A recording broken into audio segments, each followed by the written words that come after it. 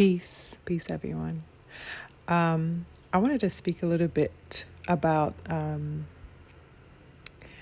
the Saudi influx of popularity that is sweeping the boxing world with Turki Alalshikh, particularly, and his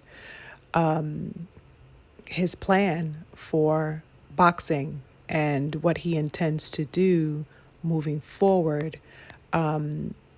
With his vision, as he himself he seems to be a really huge boxing fan, and he seems to be quite aligned with a lot of the misgivings that many in the boxing community share.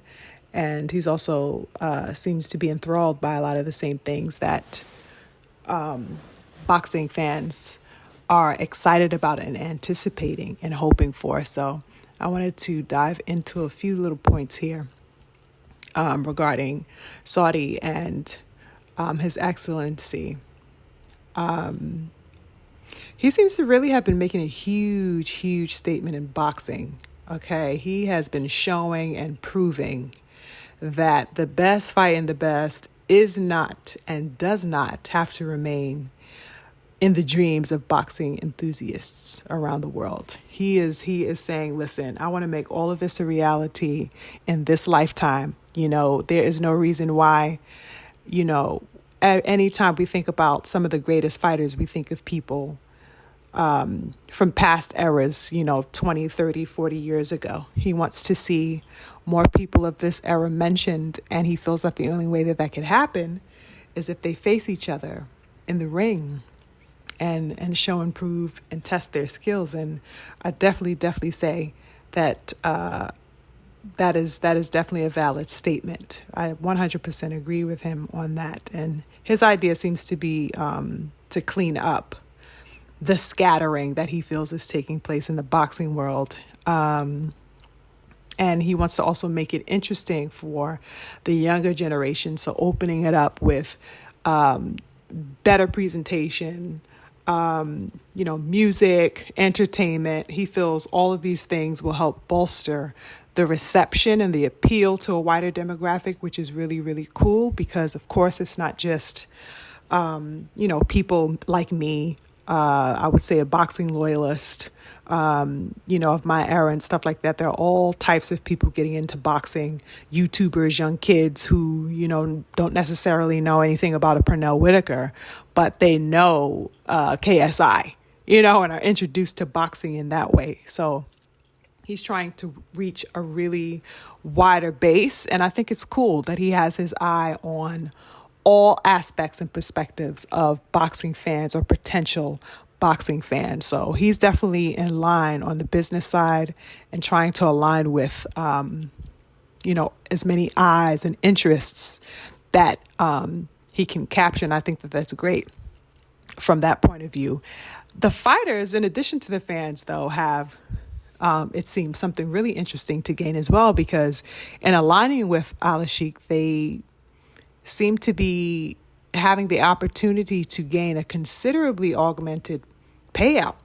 Like their money is just amplified, it seems, with him because, he has resources that rival and trump, really, that of what the boxing promoters and networks are offering or historically have been known to offer fighters. So he's coming with a stash that is obviously enough to get the likes of Eddie Hearn and Queensberry together.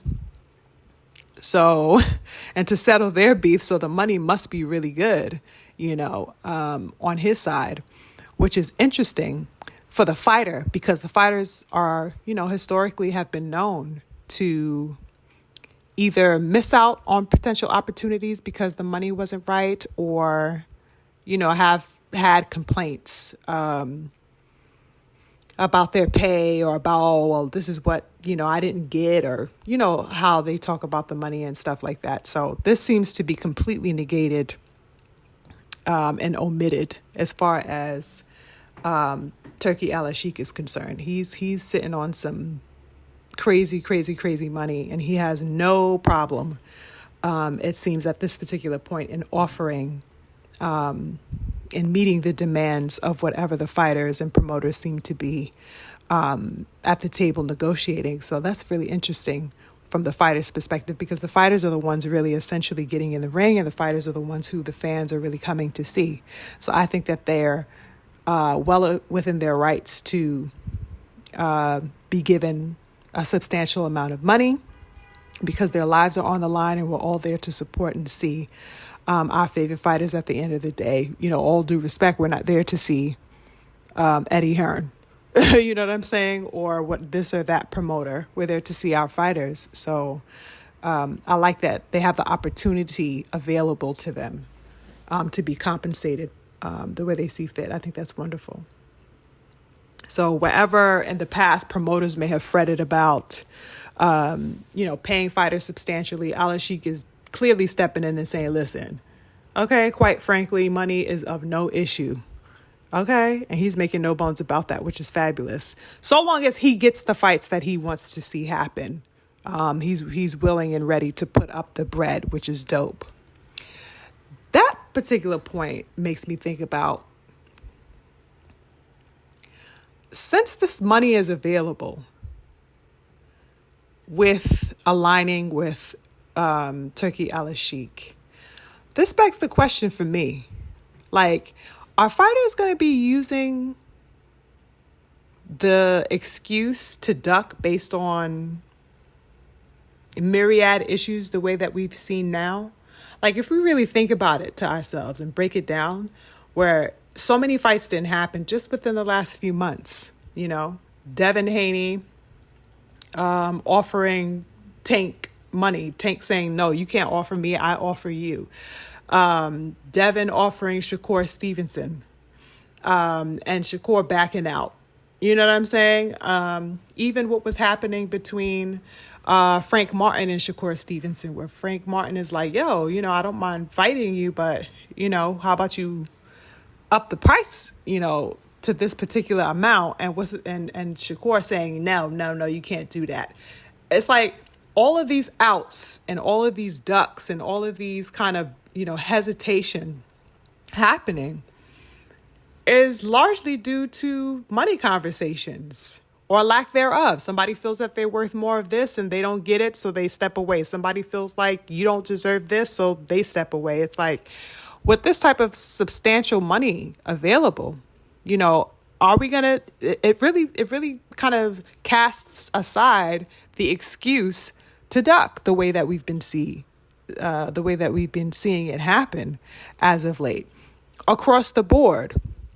So I like that this type of situation is presented now, because it'll really allow us to see who's really, really ready to fight whom and who isn't. Because with the money excuse out the window, what can the excuse really be?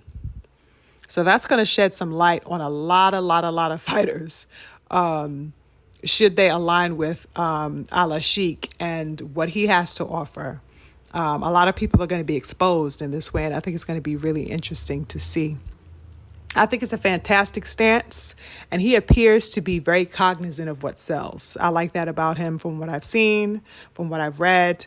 He seems to be a real, boxing fan. He has his boxing history on point. He has his favorites.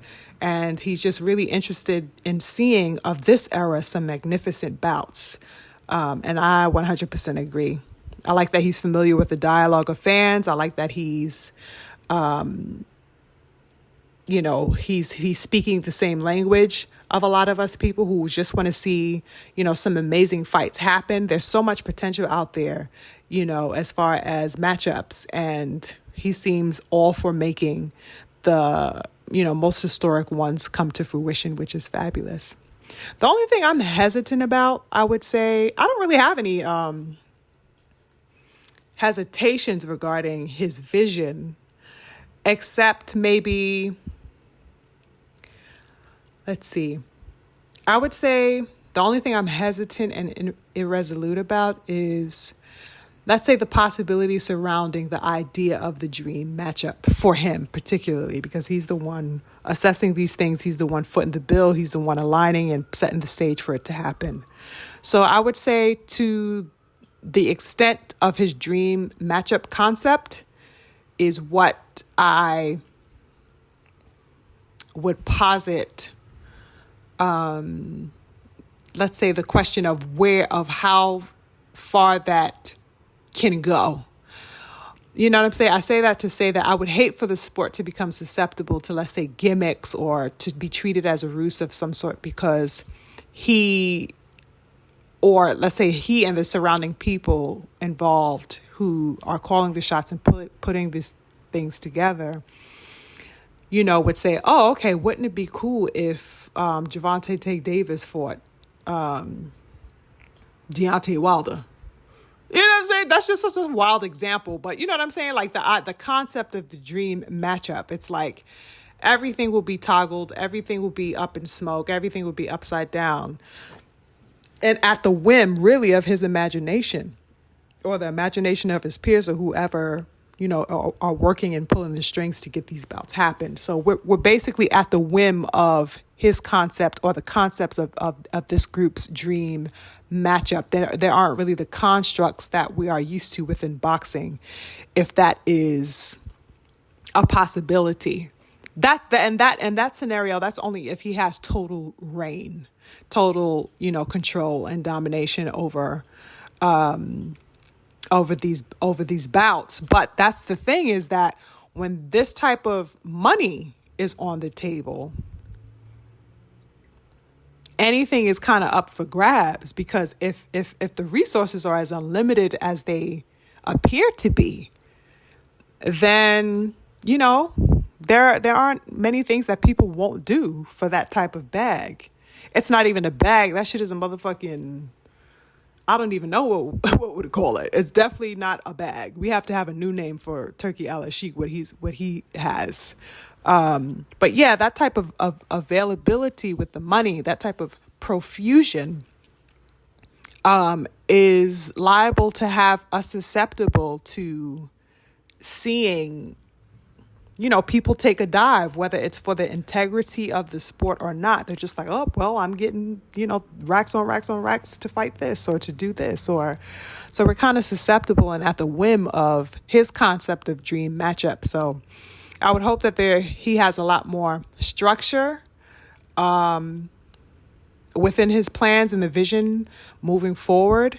And, I would hope that he would keep the sense of integrity that he appears to have right now for the sport. And that's just long term. That's just a long term possible observation.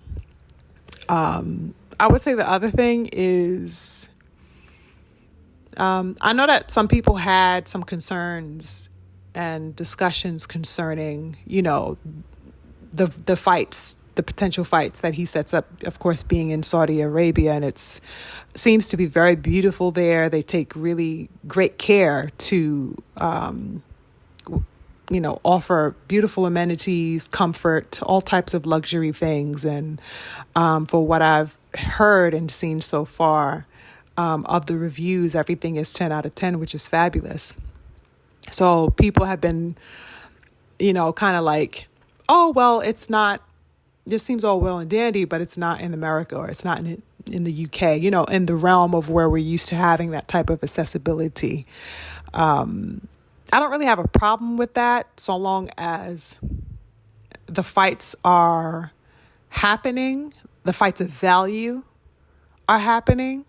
But the only thing that I would say about that, this is a whole nother possibility, though. I tend to look at things and gauge them long term. So it may seem a little bit far-fetched right now, but I'm talking about in the hands or in the probability that, these types of things can go left, which they can. It's definitely possible. The only thing about that, let's say if that were to happen down the line, I would fear that they would kind of make boxing. This is way far left, y'all, but I'll just share it here. that type of inaccessibility to the boxing fan, of course, to fly out to the average boxing fan, to fly out to Saudi Arabia and watch their favorite fighters the way we're used to doing, when we have the accessibility of them being at MSG or Barclays or Vegas, or, UK fans being able to go to their O2 and all these other places that they are used to going to watch their people fight. I would only worry about that inaccessibility of going to Saudi Arabia would then kind of make it, or at least open the floor in some twisted way. Let's say down the line, the possibility of it becoming an exclusive club member only type of situation, where, you got to be in this little tight knit club in order to go and spend such and such money. That's the only way you can go to a boxing match. Again, this is way far left, but my mind goes there. So I share my thoughts, and this is my channel with my goddamn thoughts. So take that how you want to take it.